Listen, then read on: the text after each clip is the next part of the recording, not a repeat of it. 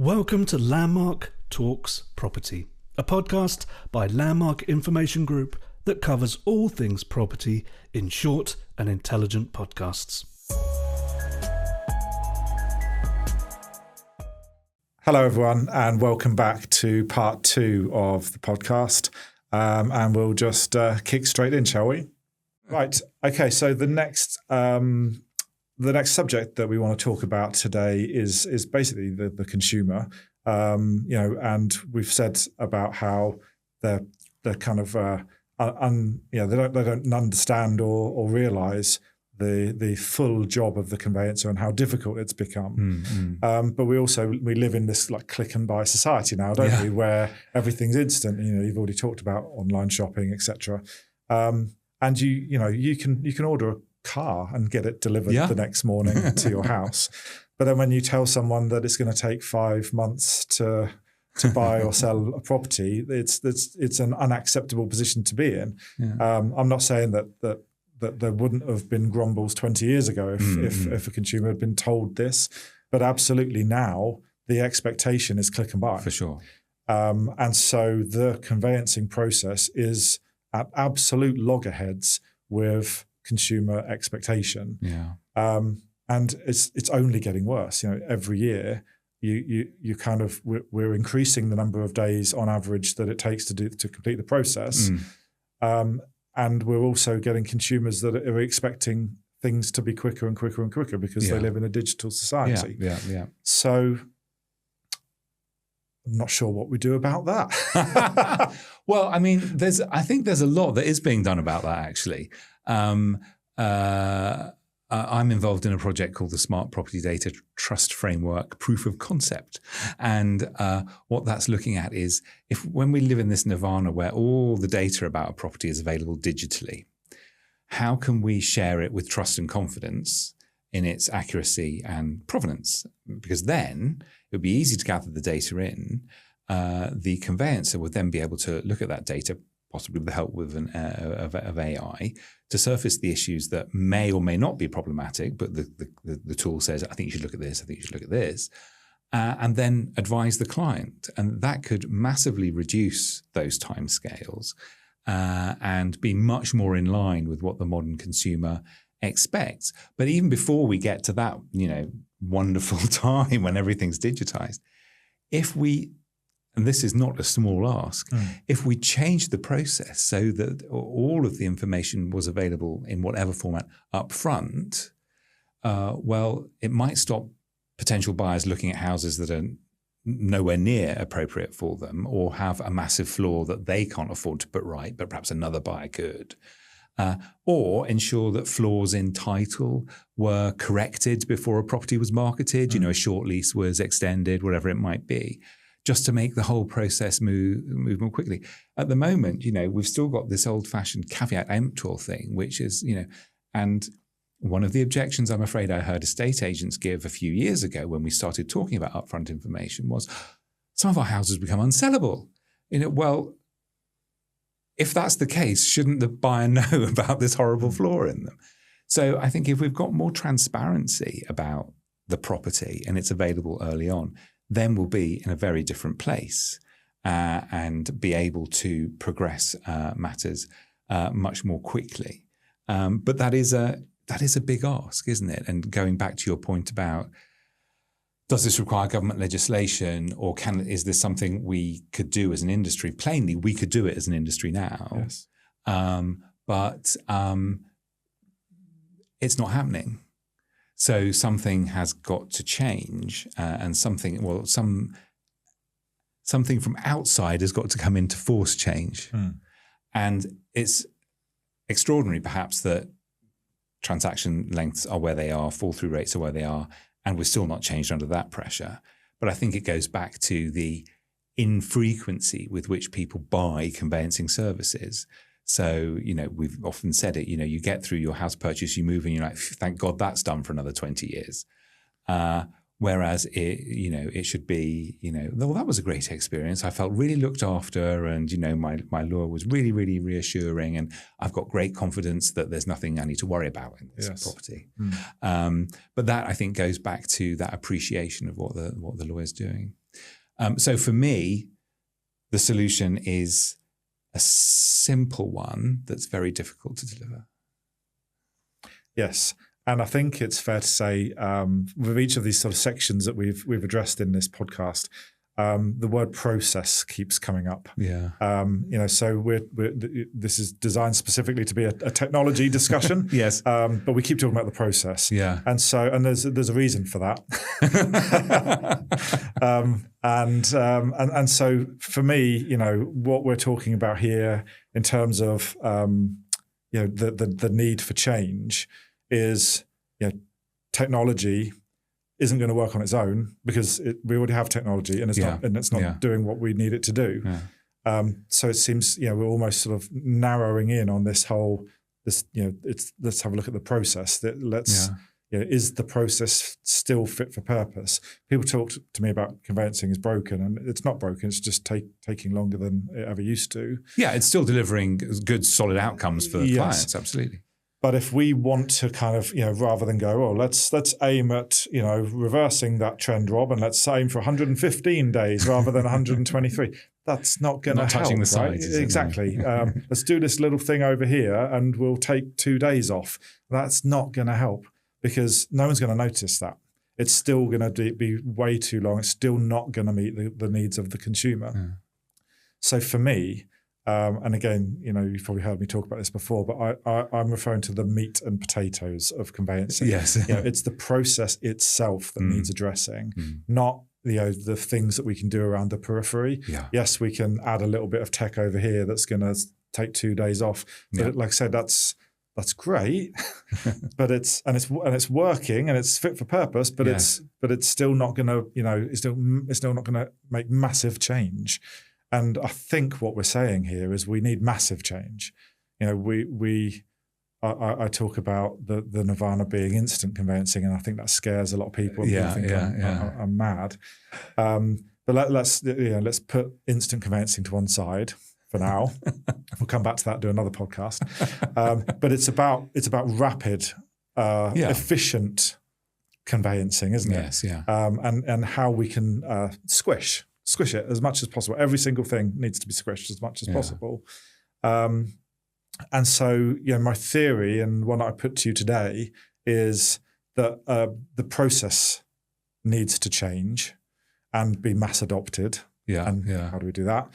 And then you overlay technology onto it. At the moment, we're overlaying technology onto the existing process and we're being frustrated and saying it doesn't work. Exactly. Yeah. The process needs to change. The process needs to become as efficient as it possibly can.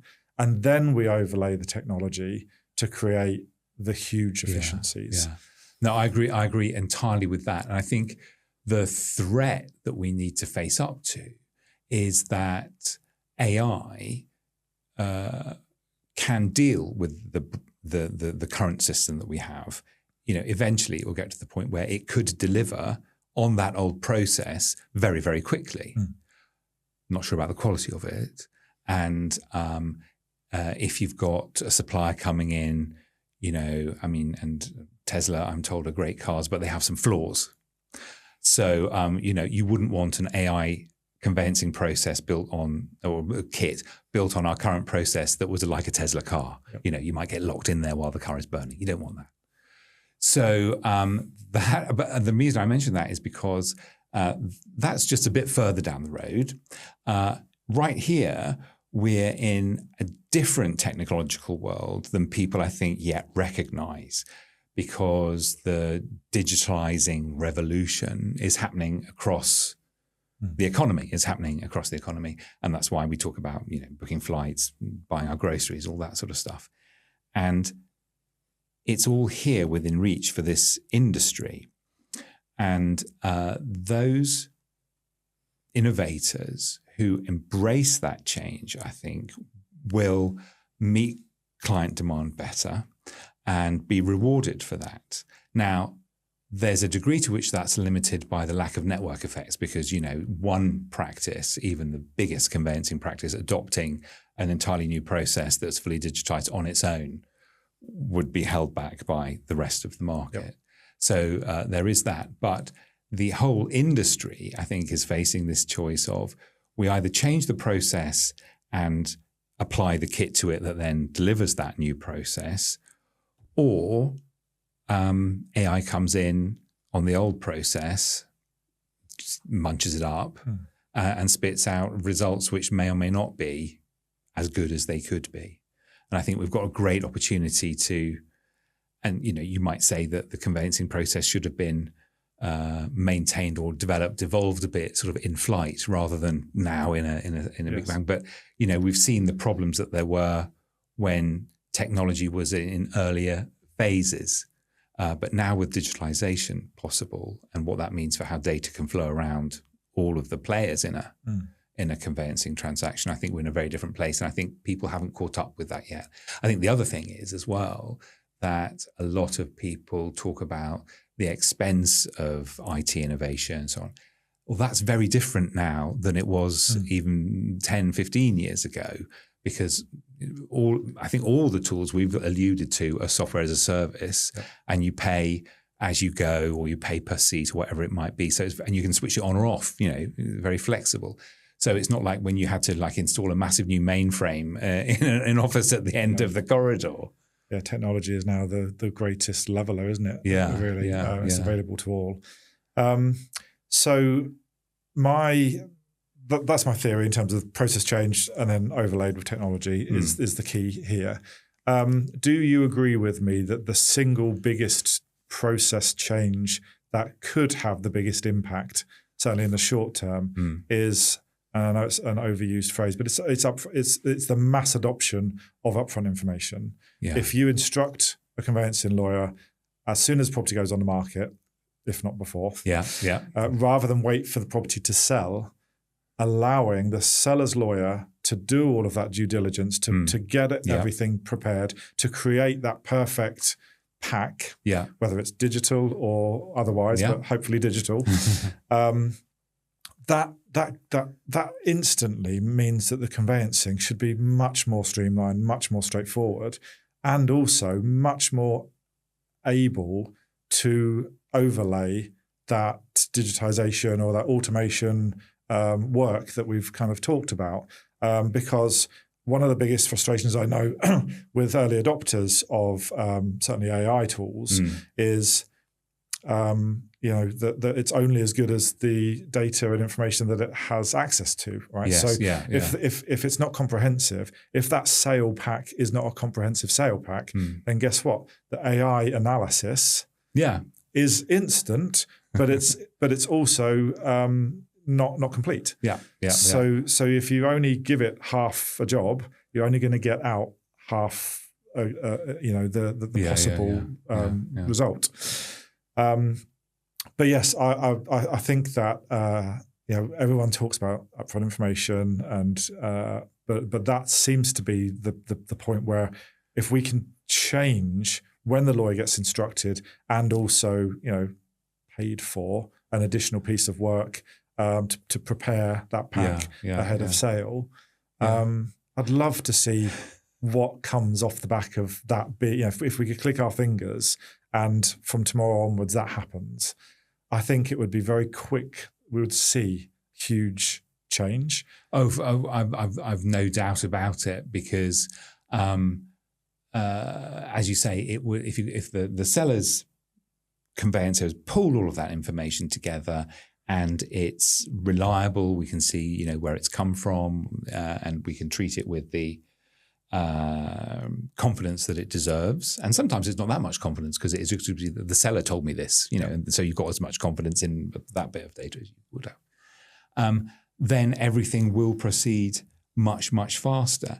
And that's not, that's a shifting in when the work is done in the timetable, but it's not a devaluing of the conveyancing work. It's actually adding value to the conveyancing work, because it will, I am certain, reduce fall-through rates very, very significantly. Yep. And of course, speed up transaction times very significantly as well. I mean, it won't make much difference to your AML checking time and stuff like that. But it could remove that 75% of unnecessary additional inquiries, for example. Exactly, yep. exactly.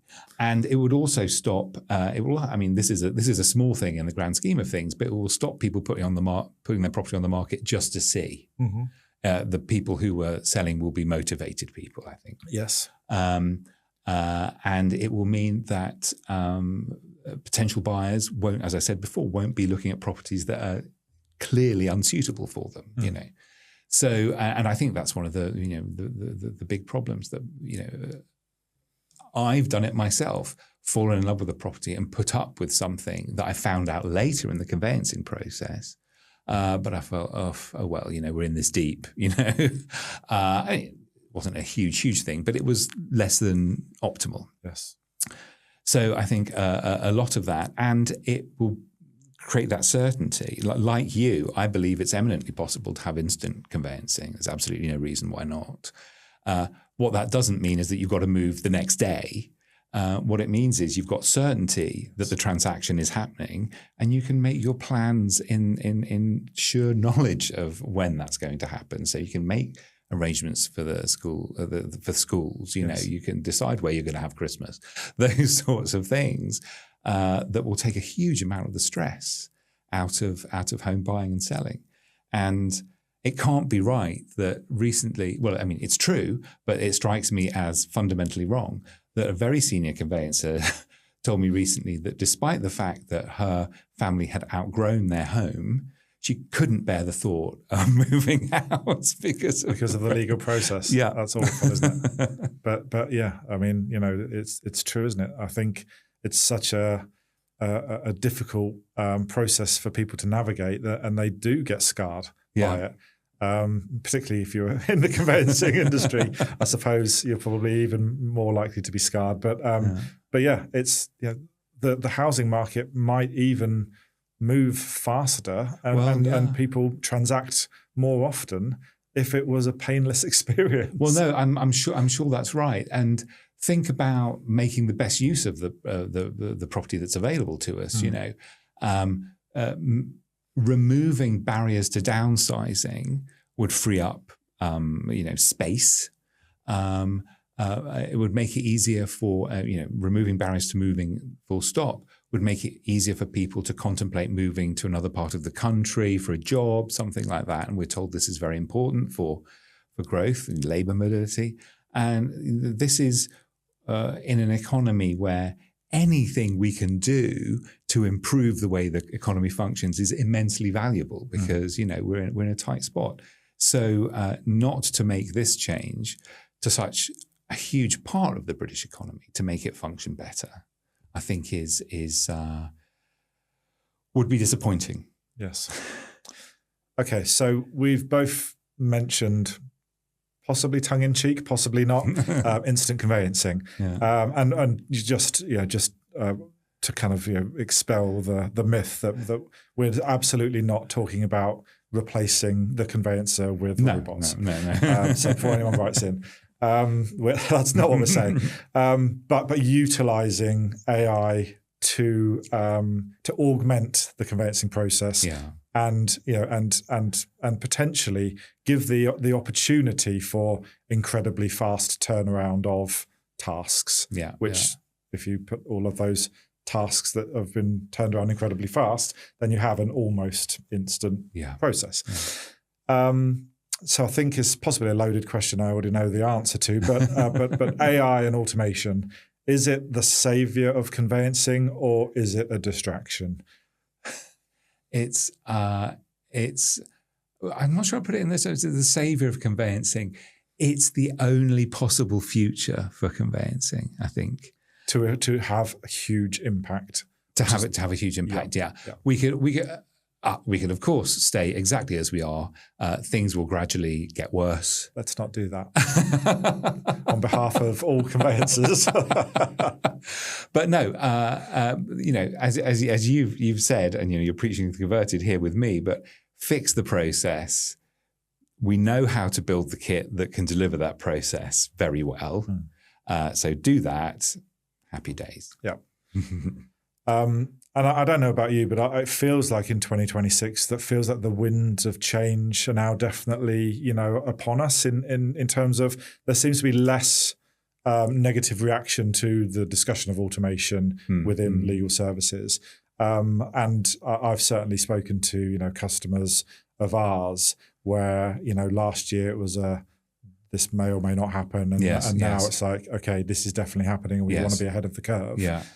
So I suppose my remark in respect of considering AI is just that the process automation is only going to work once we crack the front end requirements piece. Yeah. The quality and the reliability of the output that can be achieved through AI is entirely reliant upon the comprehensiveness and the accuracy of what's being put in. I agree. And something that I can't believe I haven't said yet, but I'm going to say it now, is that we've got to move away from this forms-based approach, this forms thinking.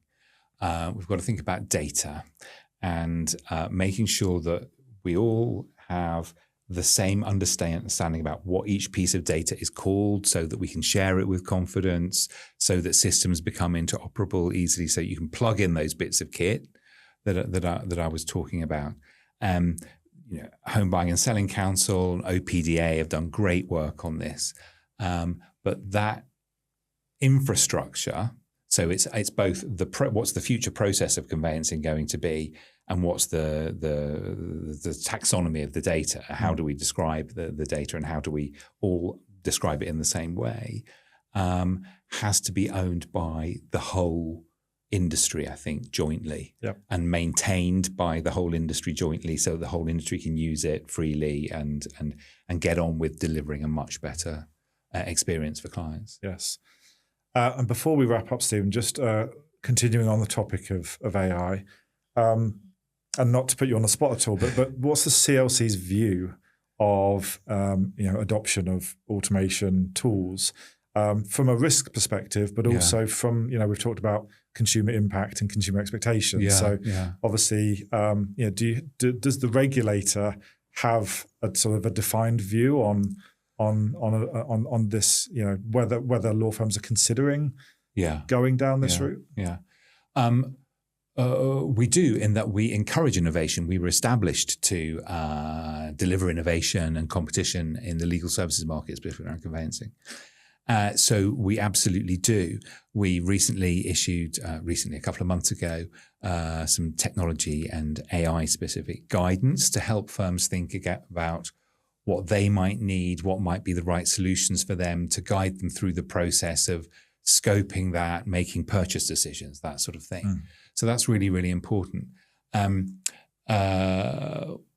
What we want to do is see that adoption happen carefully and with open eyes. Very often, lawyers being lawyers, object to new tools or put off adoption of new tools because, as I said earlier, they're unsure about the different risks they're opening themselves to, or where liabilities might change in the process.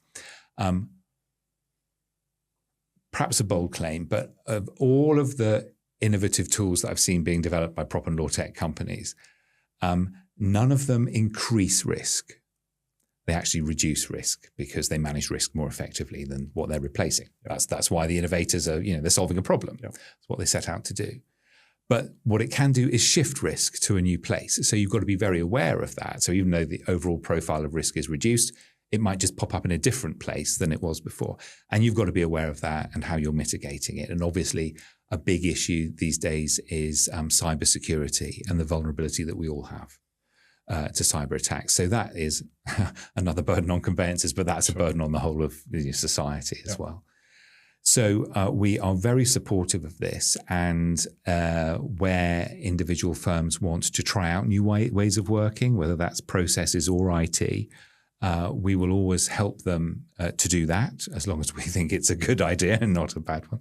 But we will always we've never had to turn down a request.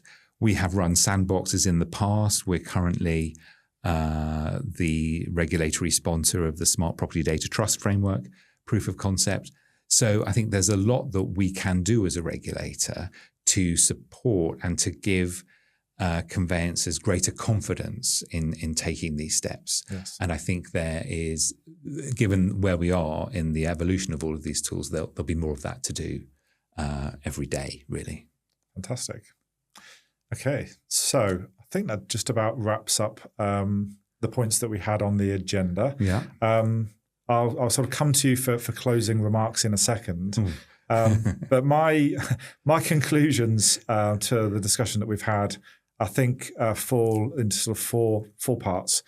Firstly, tech is working. You know, we've established that. Without it, we would be in a whole heap of trouble, much more so than we currently are. So the first thing, you know, that's my first sort of headline grabber is tech is working. It just sometimes doesn't seem like it is on the surface. My second remark would be specifically in terms of case management. Case management is vital to progress transactions, but it's the process itself that's hampering things. You know, and I keep coming back to that word process.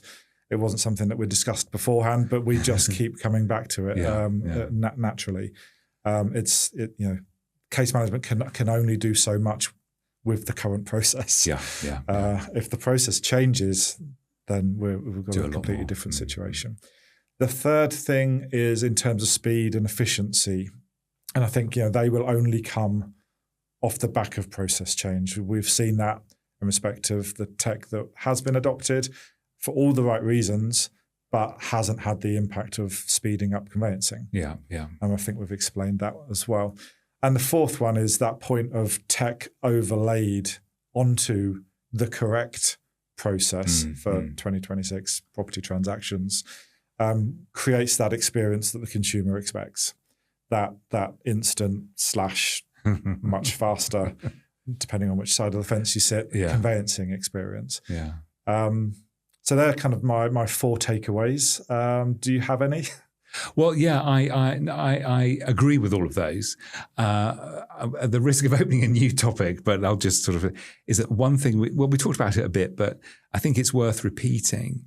You know, as a regulator of conveyancing, what we like to see when we go in to look at firms is that they have good records of the instructions they've received from their clients, and that they have followed their own processes and procedures and policies.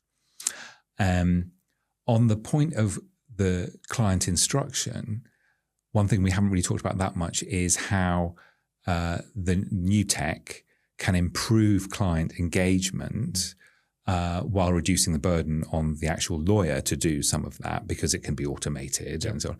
And how that could really help you as well in very clearly getting an instruction on a matter that arises during or, you know, it's top of mind for me at the moment, but the letter of instruction is quite long these days. And, you know, can we really rely on the client having read and absorbed it and fully, you know, be fully informed on what they're doing? No. But if on those really important things, you were going out to them at the moment when it's salient to them and getting instruction back, that could be really good. So the IT is not just about, and the revision of processes isn't just about the process of conveyancing. I think it's also got a lot of opportunity because people are happy to engage in electronic ways now, you know, very much more, to make sure that your client is really engaged and to get, you know, a better experience for them and those sort of better overall judgment of your performance by them at the end of the process and a happier client. Yes. Yeah. Well, hopefully we can achieve all of that. And we've just created a blueprint for success. Yeah, there we go. So we'll meet again in a year's time and it'll be done. Sure. Thank you, Stephen. I've really enjoyed the chat. So thanks for coming along. Thank you. Hope we did the topic justice. Hope everyone listening to or watching this enjoyed the discussion as well.